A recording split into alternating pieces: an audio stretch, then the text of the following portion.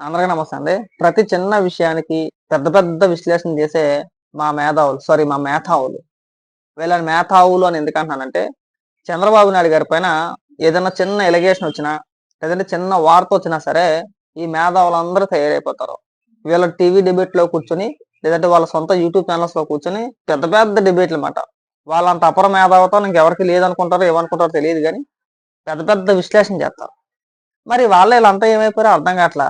మా కేఎస్ ప్రసాద్ గాని, లేదంటే జర్నలిస్ట్ సాయి గాని, ప్రొఫెసర్ నాగేశ్వర్ గాని, తెలకపల్లి రవి గాని, ఇంకా కొంతమంది అపర మేధావులు ఉన్నారు. వీళ్ళంతా కూడా ఇవాళ జగన్మోహన్ రెడ్డి ఫర్నిచర్ దొంగతనం చేసి సచివాలయంలో ఉండాల్సిన ఫర్నిచర్ తీసుకెళ్లి తన సొంత కొంపలో పెట్టుకున్నా సరే నోరు మెదపట్ల.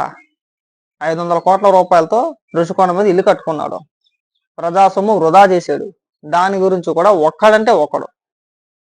ఒక్క వీడియో చేసిన పాపాన గాని, లేదంటే ఒక విశ్లేషణ చేసి ఇది తప్పయ్యా జగన్మోహన్ రెడ్డి, ప్రజల సొమ్మును వాళ్ళ వృధాగా ఖర్చు పెట్టకూడదు, ఆ ఇల్లు ఏంటి, ఆ భవనం ఏంటి, లోపల మెటీరియల్ ఏంటి, బాతి డబ్బుకు 36 లక్షల రూపాయలు ఏంటి, మంచానికి 56 లక్షల రూపాయలు ఏంటి, 54 లక్షలు అంట మంచం. అసలు ఎవరి కోసం కట్టావు దాన్ని, దేని వల్ల కట్టావు, ఎందుకు కట్టావు, ఎవడన్నా మాట్లాడతాడేమో అనుకున్నా. ఒకడంటే ఒకడు మాట్లాడాల. ముఖ్యంగా ప్రొఫెసర్ కె నాగేశ్వరం తీసుకున్నాం. అమ్మో మంచి అపరమేధావి. చంద్రబాబు నాయుడు గారి గురించి, తెలుగుదేశం పార్టీ గురించి నెగిటివ్ గా మాట్లాడమంటే, విష ప్రచారం చేయమంటే, చంద్రబాబు నాయుడు గారు మాట్లాడిన మాటలని వక్రీకరించమంటే బ్రహ్మాండంగా వక్రీకరిస్తాడు. అద్భుతంగా ఆయన బుర్రలో ఉన్న దరిద్రాన్ని అంతా తీసుకొచ్చి జనాల మీద రుద్దేసే ప్రయత్నం చేస్తాడు. ఇవాళ నోరు మెదపట్ల. ఎందుకు మెదపట్లేదో ఆయనే సమాధానం చెప్పాలా. స్టేట్ ఇష్యూ కదా, మీడియా మొత్తం కాంట్రీ చుమ్మేస్తుంది కదా జగన్మోహన్ రెడ్డి పైన. అవునా?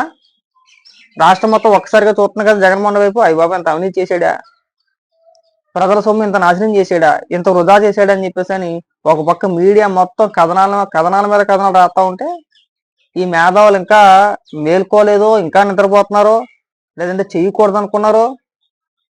అది చేస్తే మనం జగన్మోహన్ రెడ్డికి వ్యతిరేకంగా మాట్లాడినట్టు ఉంటది. ఎన్నాళ్ళలో మనకు పేమెంట్ ఇచ్చాడు, తీసుకున్న పేమెంట్కి మనం న్యాయం చేయాలి, ఇలాంటి విషయాలు మనం మాట్లాడకూడదు అని అనుకున్నారో ఏమో తెలియదు. కానీ ఒక్క మేధావి అంటే ఒక్క మేధావి అయినా సరే వచ్చి మాట్లాడతాడేమో అనుకుంటే మాట్లాడట్లా. ఎందుకు మాట్లాడట్లేదు మీరు? అమరావతి గురించి అనుకో పెద్ద పెద్ద విశ్లేషణ చేస్తారు కదా. గతంలో జగన్మోహన్ రెడ్డి అధికారంలో ఉన్న మంత్రులు కానీ, ఎమ్మెల్యేలు కానీ ఒక చిన్న ఆరోపణ చేస్తే దానిపైన మీరు పెద్ద పెద్ద విశ్లేషణ చేశారు కదా. మీ స్టూడియోలో కూర్చోనో, యూట్యూబ్ ఛానల్స్ లో కూర్చోనో, మంత్రి ఎలా అన్నాడంటే అందులో నిజం ఉండొచ్చేమో, చంద్రబాబు నాయుడు గారు నిజంగా దోచేశారా, ఇలాంటి విశ్లేషణ చేసుకొచ్చారు కదా మీరు. ఇప్పుడు కళ్ళ ముందు కనబడుతుంది. రుషికొండ భవనం కానీ, ఇల్లు కానీ, ఈ ఫర్నిచర్ కానీ కళ్ళ ముందు కనబడుతున్నాయి. ఒక్కడంటే ఒక్కడో నోరు మెదపట్ల. సడన్ గా ఇప్పుడు ఏం చేస్తారంటే, జగన్మోహన్ రెడ్డి పైన ఎలాంటి వార్తలు వచ్చినాయి అనుకోండి, ఇవన్నీ పక్కకు పెట్టేసి స్టాక్ మార్కెట్లని, బీజేపీ పైన, లేదంటే ఆంధ్ర రాష్ట్రానికి ప్రత్యేక హోదా ఏమైంది, టాపిక్ డైవర్ట్ చేయడానికి, దీని గురించి మాట్లాడంటారా, దీని గురించి మీ అభిప్రాయం ఏంటి, దీని గురించి ప్రజలకు మీరు ఏం చెప్పదలుచుకుంటున్నారో, అసలు జరిగింది ఏంటి అంటే మేధావులు కదా.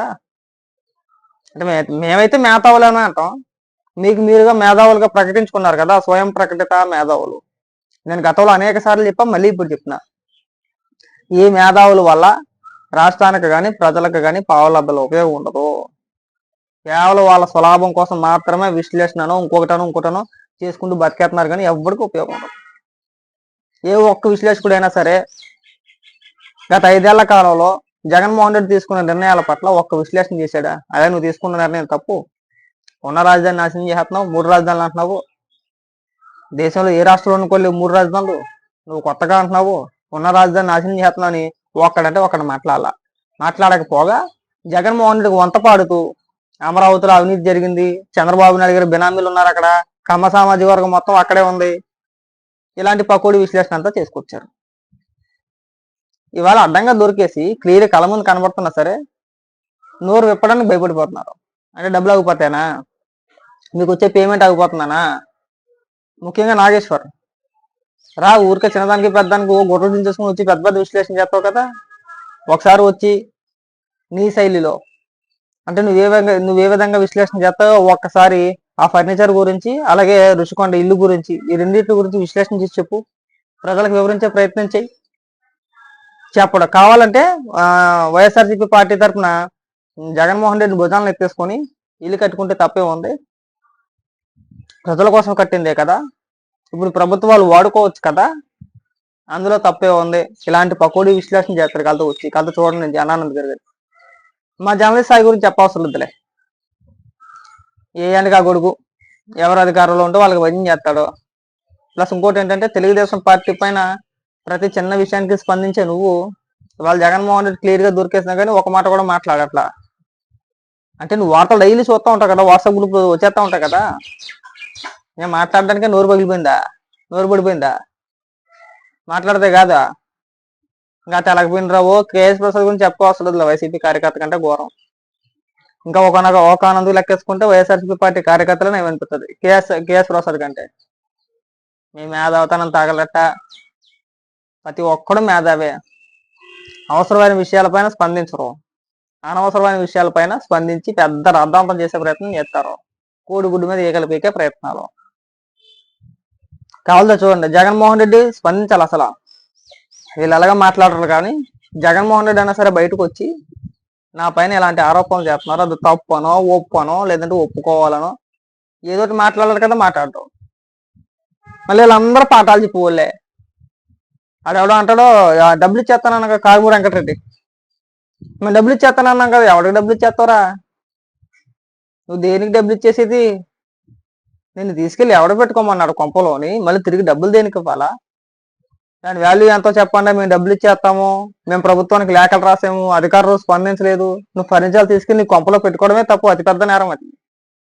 గతంలో మీరు చేసిన ప్రచారమే, మీరు మాట్లాడిన మాటలే. అది కాకుండా రాష్ట్ర ఖజానా నుంచి 500 కోట్ల రూపాయలతో ముఖ్యమంత్రి ఇల్లు కట్టేసుకున్నాడు అక్కడ జగన్మోహన్ రెడ్డి ఉండటానికి. అంత పెద్ద కొంప అవసరమా? రాష్ట్ర ఆర్థిక పరిస్థితిని ఏమాత్రం అంచనా వేయకుండా, ఏమాత్రం ఆలోచించకుండా, మనంత కాదులే ప్రజల సొమ్మే కాదా అని చెప్పేసి ఒక విలాసవంతమైన భవనం కట్టేసుకున్నాడు అక్కడ, ఎదురు 3 బెల్లాలు ఉండ. అదేమో టూరిస్టుల కోసమో లేదంటే పర్యాటకుల కోసమో వచ్చిన వాళ్ళు అక్కడ ఉండటానికో కానే కాదు. అసలు ఆ స్థాయిలో కూడా లేదు, ఊహకు అందని స్థాయిలో ఉంది అది. మీరు మళ్ళీ కవర్ డ్రైవ్లు, బొక్కలో కవర్ డ్రైవ్లు సిగ్గు తెచ్చుకుంటారు కొద్దిగా. ప్రతి ఒక్కడు వచ్చేసి కవర్ డ్రైవ్లు చేసేయడం ఇక్కడ. నిన్నటి నుంచి చూస్తున్నా ఈ మేధావతనం అంతా వీళ్ళు ఎక్కడికి పోయారు. ఒకడు కాకపోతే ఒకడైనా మాట్లాడతాడేమో, కనీసం మాట్లాడి జగన్మోహన్ రెడ్డి చేసింది తప్పు, ఇలా ఖర్చు పెట్టకూడదు అని ఒక్కడంటే ఒక్కడ మాట్లాడతాడేమో అనుకున్నా. మీ మేధావతనం అంతా చంద్రబాబు నాయుడు గారి మీద పడి ఏడవడానికి తప్పితే దేనికి పని చేయదు. మీ వల్ల ఎవరికి ఉపయోగం లేదు, బొక్క మీరంతా. మీ మేధావతనం తాగలట్టాలి కానీ